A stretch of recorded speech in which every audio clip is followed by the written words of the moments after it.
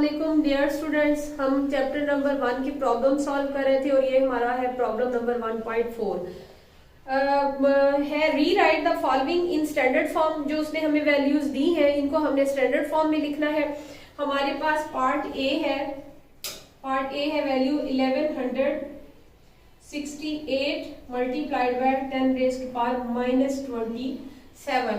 इसको हम standard form में लिखेंगे तो फ्लोटिंग पॉइंट को हम जस्ट हमारी जो वैल्यू फर्स्ट न्यूमेरिक वैल्यू होगी उसके आगे लिख देंगे और जितने पॉइंट्स हम फ्लोटिंग पॉइंट को मूव करेंगे 10 की उतनी ही हम पावर लिख देंगे। 1.168 multiplied by 10 raise to power 123 लिख देंगे। हमने 3 पॉइंट्स इसको मूव किया है और ये हमारे पास ऑलरेडी 27 जो है वो पावर है 10 की।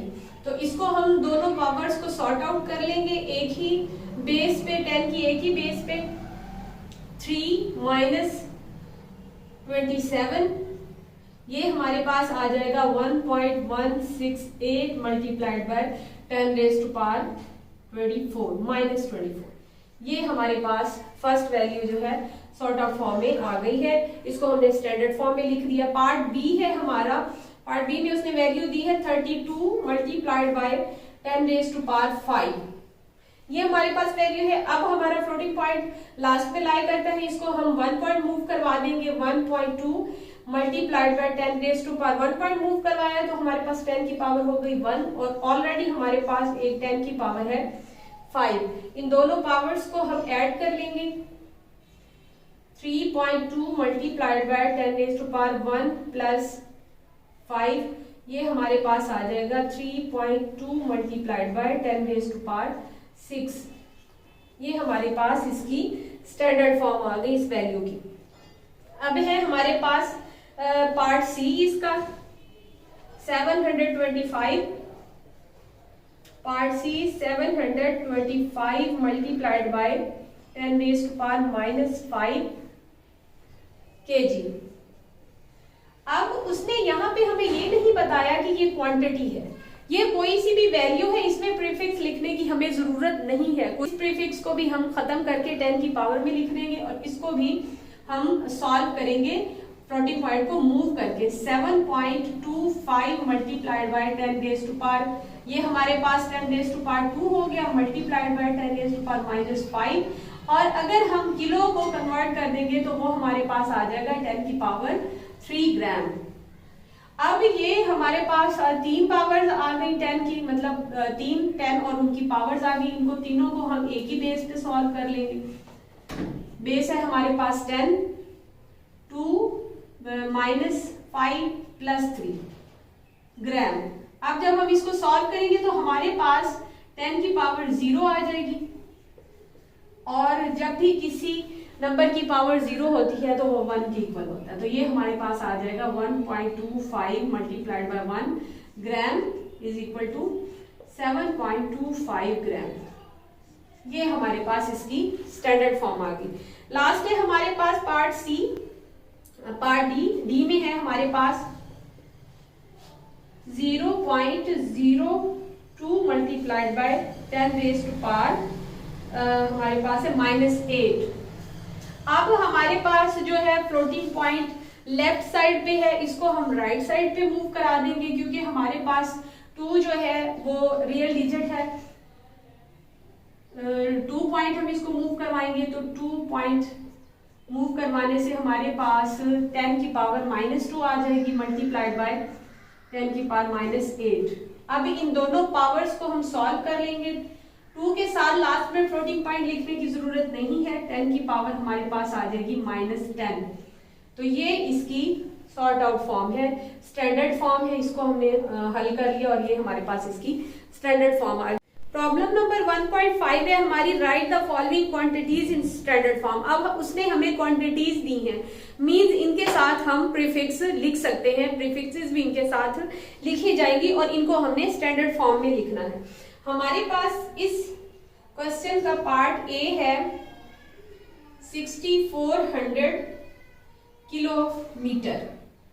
अब प्रीफिक्स को हम ऐसे ही रहने देंगे, इसको हम 10 की पावर में कन्वर्ट नहीं करेंगे because it is a quantity. ये एक क्वांटिटी है हमारे पास। इसको हम सॉल्व कर लेंगे 6.400 फ्लोटिंग पॉइंट के बाद जो जीरो होते हैं इनकी कोई इंपॉर्टेंस नहीं होती, इनको हम खत्म भी कर सकते हैं। और ये हमारे पास आ जाएगा 10 की पावर 3, क्योंकि हमने 3 पॉइंट्स फ्लोटिंग पॉइंट को मूव किया है किलोमीटर। ये हमारे पास आ जाएगा 6.4 multiplied by 10 raise to power 3। ये हमारे पास आ गई इसकी स्टैंडर्ड फॉर्म। ये स्टैंडर्ड फॉर्म में हमारे पास क्वांटिटी आ गई। अब हमारे पास है इसका पार्ट बी। पार्ट बी में हमारे पास है 380,000। ये भी हमारे पास किलोमीटर में है क्वांटिटी। इसको हम सॉल्व करेंगे। 1 2 3 4 5 पॉइंट्स हम जो फ्लोटिंग पॉइंट को मूव कर रहे हैं, 38 आ जाएगा। फ्लोटिंग पॉइंट के बाद जो जीरो है हमारे पास राइट साइड पे, उनको लिखने की जरूरत नहीं है। 10 की पावर हमारे पास आ गई है 5 किलोमीटर।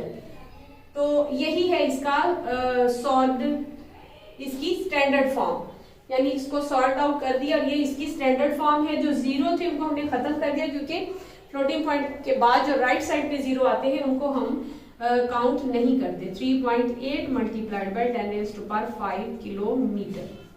ये हमारे पास इसकी स्टैंडर्ड फॉर्म आ गई। पार्ट सी में हमारे पास ये वैल्यू दी गई है 30,000।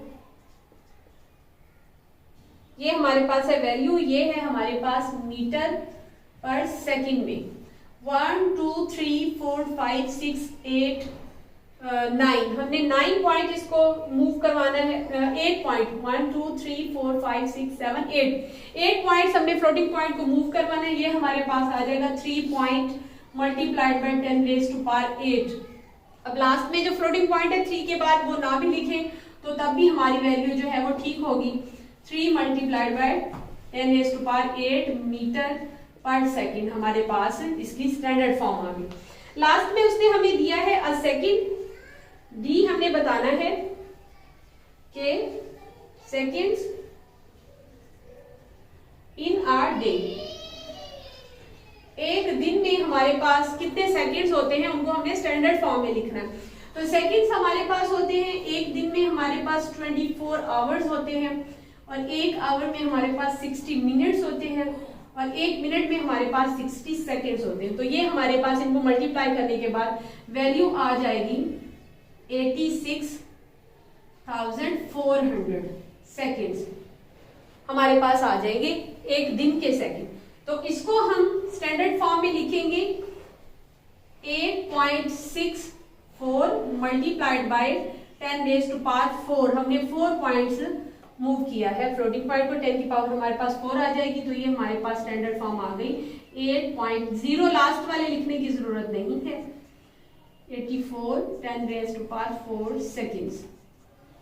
ये था हमारे पास हमारी प्रॉब्लम नंबर 1.5, और ये इनकी स्टैंडर्ड फॉर्म क्वांटिटीज की लिखी है। इसीलिए इसके साथ जो प्रीफिक्सेस लगे हुए हैं वो हम ऐसे ही रहने देंगे। लेकिन जो इससे पहला क्वेश्चन था हमारे पास, वो उसने हमें वैल्यूज दी थी और उनको हमने स्टैंडर्ड फॉर्म में लिखना था, इसीलिए वो क्वांटिटीज नहीं थी। हमने उसके साथ जो प्रीफिक्स थी उसको भी खत्म करके 10 की पावर में कन्वर्ट कर दिया था। हमारी प्रॉब्लम नंबर 1.6 है ऑन क्लोजिंग द जार्स of a vernier callipers, zero of the vernier scale is on the right side of its main scale. तो ये राइट साइड पे है, इट्स मीन कि हमारे पास जो जीरो एरर होगी वो हमारे पास पॉजिटिव जीरो एरर होगी। Such that fourth division of its vernier scale coincide with one of the main scale division, find the zero error and zero correction। तो दोनों हमने फाइंड करनी है, जीरो एरर भी और जीरो करेक्शन। जीरो एरर ही zero correction होती है, लेकिन उसको हम फाइनल वैल्यू में से या ऐड करते हैं या फिर माइनस करते हैं। तो हमारे पास जो मेन स्केल रीडिंग है, मेन स्केल रीडिंग वो हमारे पास है 0.0 सेंटीमीटर, और हमारे पास जो वर्नियर स्केल पे डिवीजन है, वर्नियर स्केल डिवीजन वो है हमारी फोर्थ डिवीजन। तो हमारे पास वर्नियर स्केल पे जो भी डिवीजन आती है उसको हम लीस्ट काउंट से मल्टीप्लाई करते हैं। इसको हम लीस्ट काउंट से मल्टीप्लाई कर देंगे। 4 multiplied by least count. Least count जो है हमारे पास होता है 0.01 सेंटीमीटर। 0.01 सेंटीमीटर ये हमारा वर्नियर कैलिपर्स का लीस्ट काउंट है। और हम जब मल्टीप्लाई कर देंगे ये हमारे पास आ जाएगा 0.04 सेंटीमीटर। ये हमारे पास निकल आई वर्नियर स्केल पे जो जिस डिवीजन से कंसाइड कर रहा था मेन स्केल की लाइन से, जो लाइन आपस में एक दूसरे के कंसाइड कर रही थी 0.04 सेंटीमीटर। अब हमें फाइनल वैल्यू ले लेनी है, वो हमारे पास आएगी main scale reading plus vernier scale की रीडिंग। अब हमारे पास वर्नियर स्केल की भी रीडिंग आ गई है, तो हम ऐड कर देंगे दोनों को 0.0 सेंटीमीटर प्लस 0.04 सेंटीमीटर। तो ये हमारे पास जो है जीरो एरर आ गई है, जीरो एरर हमारे पास है 0.04 सेंटीमीटर। लेकिन हम इसके साथ प्लस का निशान लगा देंगे, सैंपल लगा देंगे प्लस की, क्योंकि ये हमारे पास पॉजिटिव जीरो एरर है। जीरो करेक्शन हमारी क्या होगी कि हम फाइनल वैल्यू में से इसको माइनस कर देंगे, तो इसी के साथ ही हम इसी वैल्यू के साथ हम माइनस का सैंपल लगा देंगे, ये हमारी हो जाएगी जीरो करेक्शन। जीरो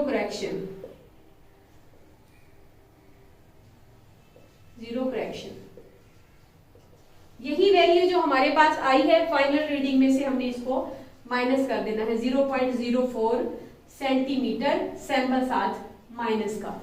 तो ये था हमारा प्रॉब्लम नंबर 1.6, जिसमें हमने पहले उसकी जीरो एरर निकाली है और उसके बाद जीरो करेक्शन।